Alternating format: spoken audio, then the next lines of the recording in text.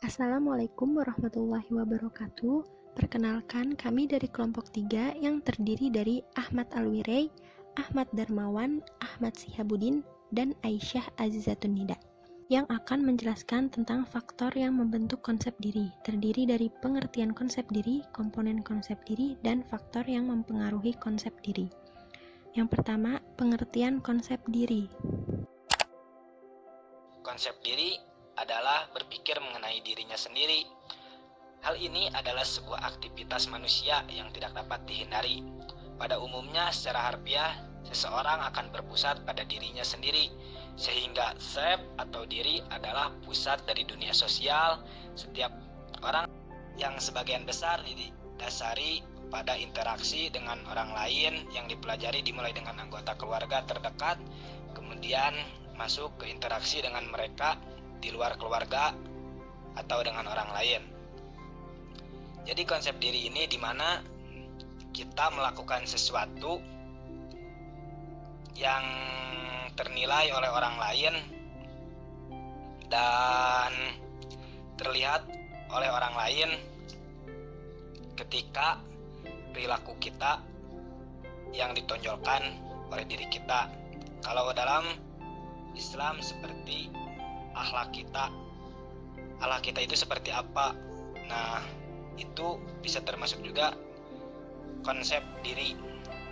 Menurut Gibson 1980 menyatakan bahwa konsep diri adalah citra diri atau self image yang mempersatukan gambaran mental tiap-tiap aktivitas terhadap dirinya sendiri, termasuk aspek penilaian diri dan penghargaan terhadap dirinya. Selanjutnya, kita akan lanjut membahas komponen konsep diri. Menurut Agus Dayung tahun 2007 terdapat dua komponen konsep diri. Yang pertama, komponen kognitif, dan yang kedua adalah komponen afektif. Yang pertama, komponen kognitif disebut sebagai citra yang merupakan pengetahuan individu tentang dirinya, sehingga membentuk sebuah gambaran diri yang meliputi kecerdasan, minat, bakat, kreativitas, serta kemampuan konsentrasi. Atau dapat kita artikan adalah komponen kognitif adalah sebuah kemampuan yang melekat dalam diri pribadi seseorang, sehingga tadi dapat dikatakan bahwa salah satu kemampuan yang melekat dalam dirinya adalah bakat. Kemampuan yang tercipta yang hakikatnya Allah berikan secara dalam tanda kutip cuma-cuma, yang tidak dimiliki oleh semua orang.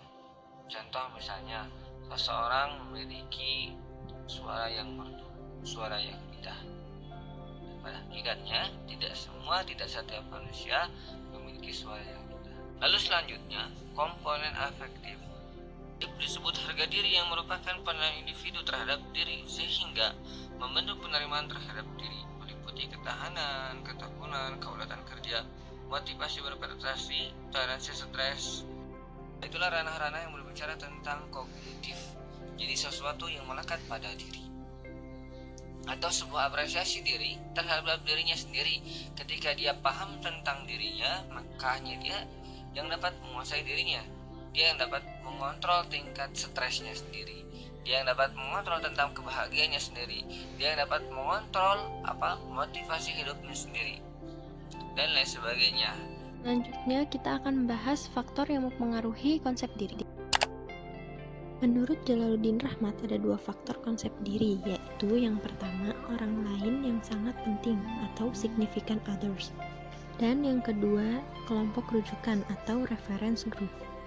Significant others adalah sikap atau respon orang lain terhadap keberadaan seseorang akan berpengaruh terhadap konsep dirinya. Respon positif dari orang lain akan membentuk konsep diri yang positif, dan sebaliknya, respon yang negatif akan membentuk konsep diri yang negatif. Contohnya, ibu sebagai significant others utama sebab anak paling banyak berhubungan dengan ibunya. Ibu dalam membentuk persepsi identitas diri anak dominan positif pada identitas nama dengan tidak memberikan julukan pada nama dengan penggunaan pelabelan negatif. Yang kedua, yaitu reference group, suatu kelompok yang mempunyai norma-norma tertentu yang secara emosional akan berpengaruh terhadap pembentukan konsep diri, karena seseorang akan mengarahkan perilakunya dan menyesuaikan dirinya dengan ciri-ciri kelompoknya. Misalnya dalam pengambilan keputusan pemilihan pekerjaan, di mana kelompok rujukan atau yang kerap disebut kelompok referensi merupakan sekelompok yang secara nyata mempengaruhi perilaku seseorang secara langsung atau tidak langsung. Adapun faktor lain seperti keberhasilan. Seringkali keberhasilan merupakan produk utama untuk mendapatkan kebanggaan karena adanya perasaan bangga dan rasa puas. Selanjutnya, kegagalan. Kegagalan juga bisa menjadi hal utama yang paling dibutuhkan oleh seseorang dalam pembentukan konsep diri, karena dengan kegagalan seseorang dapat mengambil pelajaran atau hikmah dan introspeksi pada dirinya. Adapun keadaan fisik. Terkadang banyak orang lain melihat penampilan seorang dari luar diri seseorang, maka keadaan fisik seseorang dapat mempengaruhi individu dalam menumbuhkan konsep dirinya seperti apa dan juga bagaimana ia memandang orang lain atau sebaliknya.